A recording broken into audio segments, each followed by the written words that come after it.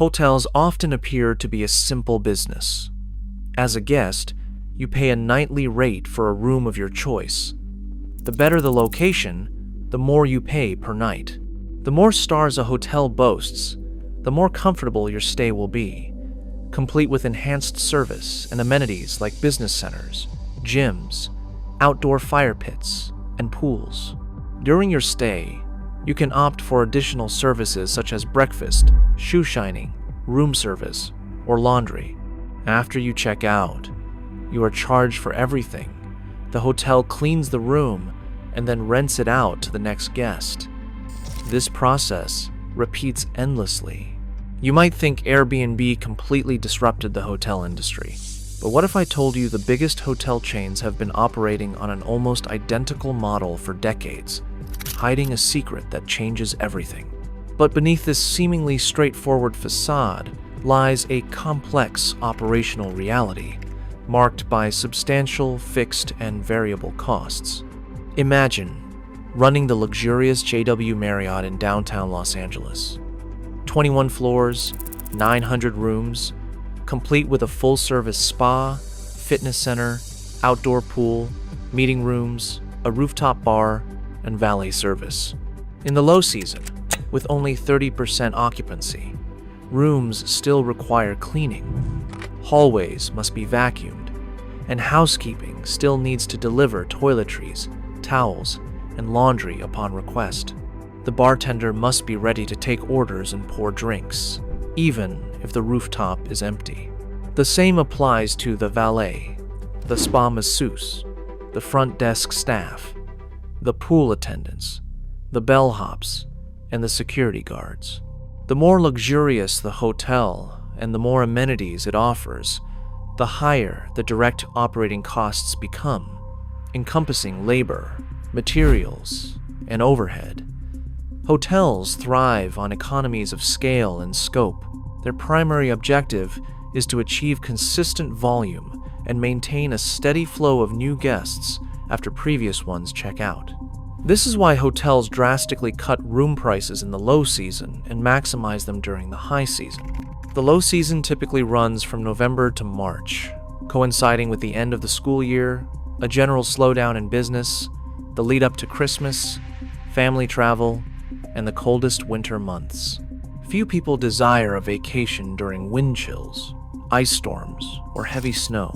Conversely, the high season is defined as the period between May and August, exemplified by destinations like Miami in the summer, when the weather is ideal, students are on break, and families embark on vacations. Returning to our JW Marriott example, all those additional amenities, the spa, pool, bar, and valet, are critical tools designed to boost the average guest bill.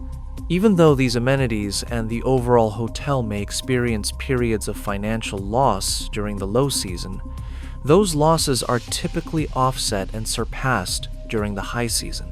Selling drinks, food, pedicures, and valet services, alongside the optionality of a pool, gym, and private meeting rooms, provides hotels with multiple levers to increase revenue and customer lifetime value without simply inflating room prices. An excessively high room price might prompt guests to book a comparable alternative on an aggregator like Priceline, Expedia, or Trivago. Conversely, if a room price is too low and rooms sell out quickly, the hotel still has numerous opportunities to generate additional income from guests once they check in. However, not every hotel is a 5-star luxury establishment, and not everyone is willing to spend hundreds of dollars per night. In fact, luxury hotel rooms account for less than 2% of all hotel rooms in the United States. The hotel industry categorizes hotels into 4 main segments: economy, mid-scale, upscale, and luxury. The type of hotel you choose directly dictates the expected nightly rate, the quality and breadth of service, and the available amenities. If we examine the leading hotel chains today, there are 5 main players. These corporations own extensive portfolios of brands that span across these categories. Let's start with arguably the most recognizable player, Hilton. Hilton's luxury brands include the Waldorf Astoria, LXR, and Conrad hotels, all situated in landmark destinations such as Dubai, Turkey, Rome, New York City, and London. As legendary as these brands are, these luxury hotels represent less than 5% of the total hotel rooms in Hilton's portfolio. Hilton's primary revenue generators are its upscale and mid-scale brands. The Hilton brand itself is the company's flagship, offering everything from event spaces to restaurants and bars in their lobbies. DoubleTree, famous for the warm chocolate chip cookies it serves guests upon check-in, is another well-known upscale Hilton hotel, primarily targeting business travelers. Garden Inn and Embassy Suites are other leading upscale Hilton brands. In the mid-scale category, Hilton owns the respected Hampton Inn, which attracts leisure travelers with its complimentary hot breakfast and waffles. Hotels generate revenue based on their number of rooms. Hilton grossed $6 billion in 2021, with a little over 1 million rooms. Before the pandemic, Hilton was earning between $8 and $9 billion annually. Yet, despite its first-mover advantage and widespread fame, Hilton now holds only second place in terms of revenue and total rooms, claiming the top spot is Marriott. Marriott boasts the highest market capitalization and grosses nearly 3 times as much revenue as Hilton. Marriott's luxury brands include the Ritz-Carlton, St. Regis, JW Marriott, and W Hotels. Its upscale brands feature Sheraton, Westin, and Marriott hotels. Marriott's portfolio also encompasses a mature mid-scale market share that Hilton lacks, with trusted brands like Courtyard, Fairfield, Aloft, and Residence Inn. Marriott grossed $14 billion in 2021 across 1.5 million rooms, establishing itself as the industry leader with the most revenue and rooms available worldwide. Prior to COVID-19, Marriott was generating $20 billion annually. In third place, we find the Intercontinental Hotel Group, or IHG for short. IHG is based in Europe, but its portfolio includes many recognizable American brands. IHG's luxury portfolio is spearheaded by Regent and Six Senses, with properties located in exotic destinations such as the Maldives, Fiji, and Portugal. IHG owns the respected Crowne Plaza hotels for the upscale segment and the reliable Holiday Inn hotels for the mid-scale segment. IHG grossed $9 billion in 2021 across 900,000 hotel rooms. Before the pandemic, IHG's annual revenue was between $4 and $5 billion. Fourth place belongs to Hyatt. Hyatt's portfolio boasts top-tier luxury brands such as Grand Hyatt, Park Hyatt, and Destination by Hyatt.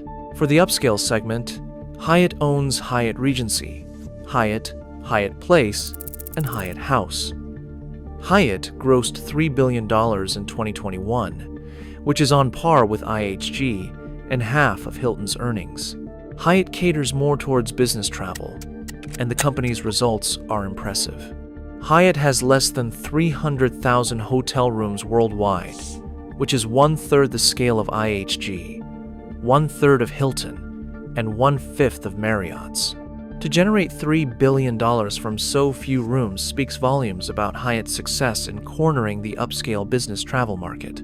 Before COVID-19, Hyatt consistently grossed between $4 and $5 billion every year. Rounding out our top 5 is Wyndham. While the other major players compete fiercely in the high-end market, Wyndham operates in a different segment entirely, specializing in mid-scale and economy hotels. Super 8, Travelodge, Microtel, and Days Inn are all well-known budget hotels within Wyndham's portfolio, catering to value-oriented travelers. For economy hotels, free coffee and internet access often represent the full extent of amenities. These economy hotels are simple, affordable, functional, and widely distributed. Wyndham also owns reputable mid-scale hotels such as La Quinta, Ramada, and Baymont. Wyndham grossed $5 billion in 2021 across 800,000 rooms. Before COVID, Wyndham's gross revenue was between $5 and $2 billion annually.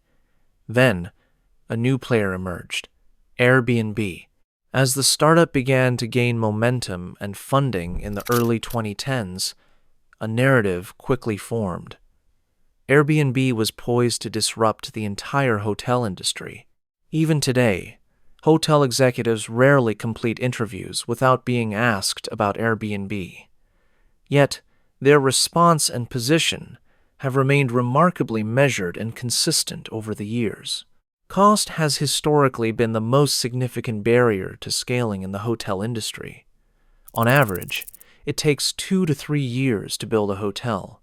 The upfront costs for design, permits, and construction can range from $30 million to $130 million, depending on the location and category.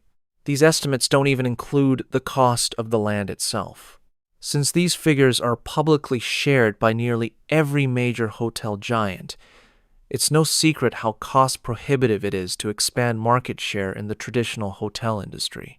Airbnb's true innovation lies on the supply side. Anyone can list and monetize their spare room, apartment, or house with just a few simple steps on Airbnb. The company's core business value is to serve as a trusted platform connecting travelers and hosts. Discovery, communication, and transactions between both parties all occur on Airbnb. Hosts set their own prices for their listings, provide services, and accept travelers in whatever manner they deem appropriate. As a middleman, Airbnb charges service fees to both guests and hosts, calculated as a percentage of the total reservation cost. Airbnb's advantage is that, as a platform, the company does not own, lease, manage, or maintain any real estate. Hosts can add or remove listings anytime. If a host isn't generating the desired business on Airbnb, they can remove their listing at no additional cost. There is an opportunity cost, but no marginal cost. Airbnb monetizes existing housing. It's not a question of demand or supply. It's simply whether or not that housing supply is available on Airbnb. Hotels operate on the opposite principle. Demand must first be validated before housing supply can be created. If a destination isn't popular enough to fill hotel rooms, if the local labor pool isn't robust enough, or if suitable land is unavailable or too expensive, the hotel simply will not be built. While there are virtually no limits on the number of listings that can exist on Airbnb, there are strict caps on how many hotels can be built, dictated by zoning ordinances.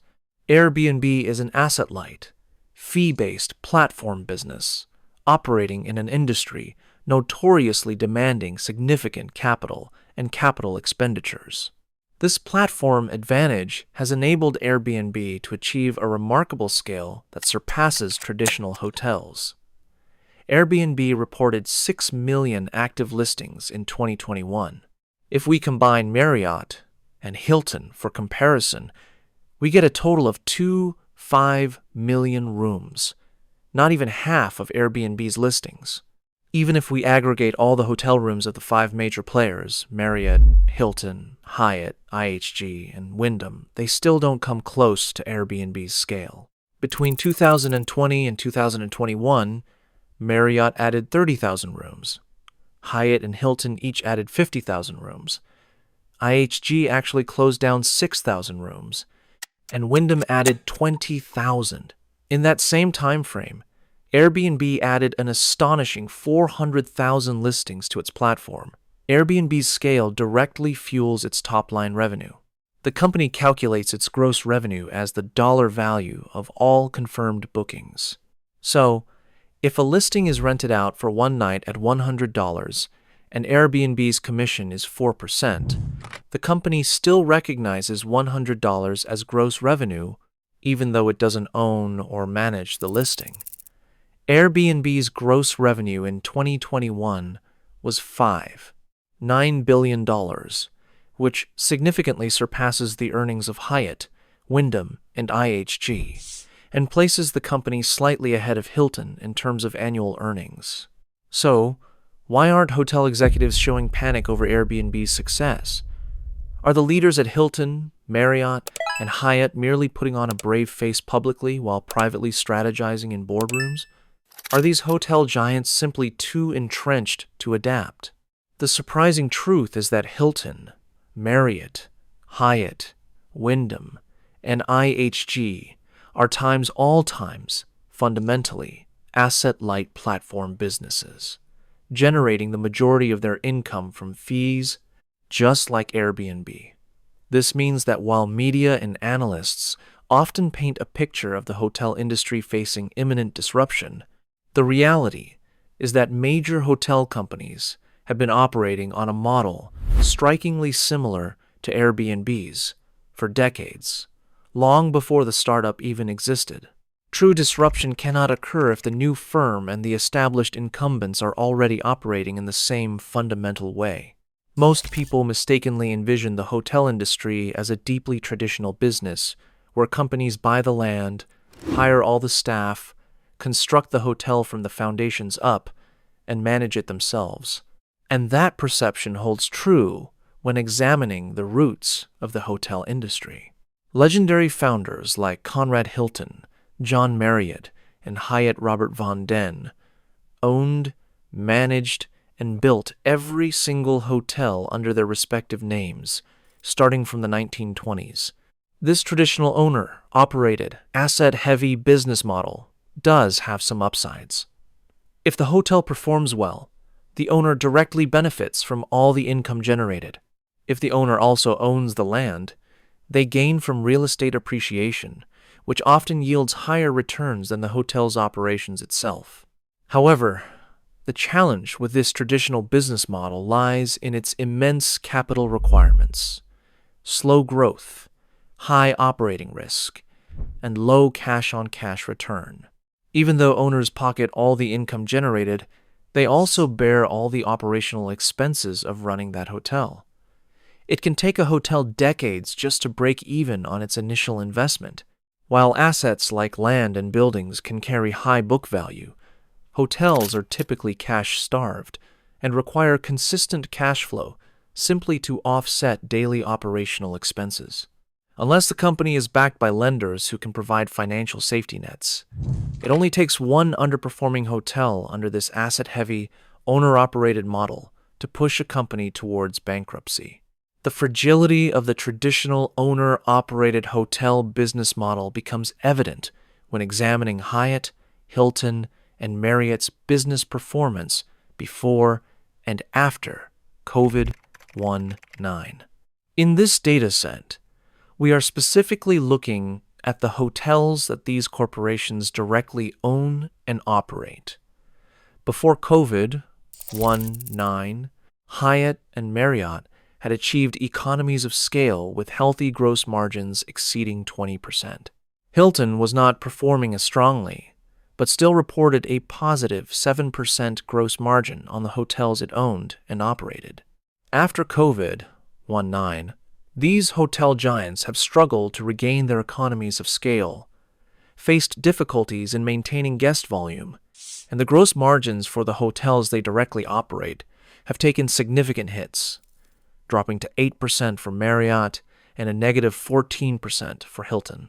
In the owner-operated model, reducing variable costs is one of the few levers available to decrease the burn rate.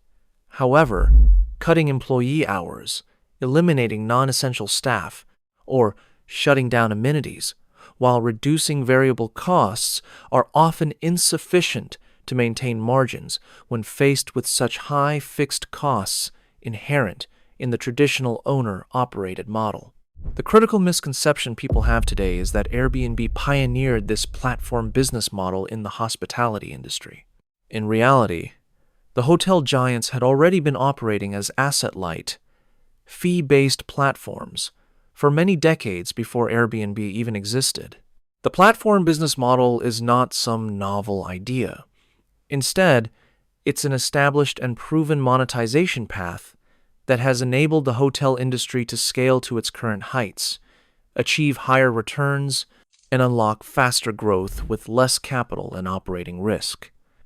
Just like McDonald's or Subway, major hotel chains such as Hyatt, Hilton, and Marriott extensively utilize franchising. Under the franchise model, you shoulder the initial startup costs and take on responsibility for operating the hotel and hiring the staff. In return, you gain the right to brand your hotel as a Hyatt, Hilton, or Marriott, tapping into an active customer base, leveraging brand prestige, integrating into their technological infrastructure and supply chain, and becoming part of a robust loyalty program like Honors or Bonvoy. You never have to worry about advertising, marketing, or whether customers are aware of your hotel. As a new hotel owner, attempting to forge your own independent brand would likely be a long and arduous journey. You would be buried deep in a sea of unknown hotel brands on aggregators like Hotels.com. And since 2/3 of hotel bookings are for business travel, there is little chance a business traveler would risk staying at an unknown hotel over the consistency and reliability of a Hyatt, Hilton, or Marriott. So, in exchange for the brand, you remit 2 to 6% of your gross booking revenue to the corporate entity. You also pay a percentage of your gross food and beverage sales, along with a fixed monthly program fee. The upside is that if you, as the third-party owner, own the land yourself, you retain all the real estate appreciation. If you are a hands-off owner who prefers not to manage operations, you can enter a separate arrangement to have a hotel giant manage your hotel for you. It will still be branded as a Hilton, Hyatt, or Marriott, but they will operate the hotel and hire, train, and manage all employees on your behalf. In return, they take a percentage of gross revenue as a management fee, another percentage as a bonus fee, along with a fixed monthly fee. You would not be responsible for or involved in any day-to-day aspect of the hotel, despite being the owner. The catch is that you must reimburse Marriott, Hilton, IHG, or whoever for all the operating expenses they incur running your hotel for you. That's why cost reimbursement is the biggest contributor to every hotel giant's revenue. Today, Hilton owns and operates less than 2% of its hotel rooms. Marriott operates only 1% of its rooms, and Hyatt 5%.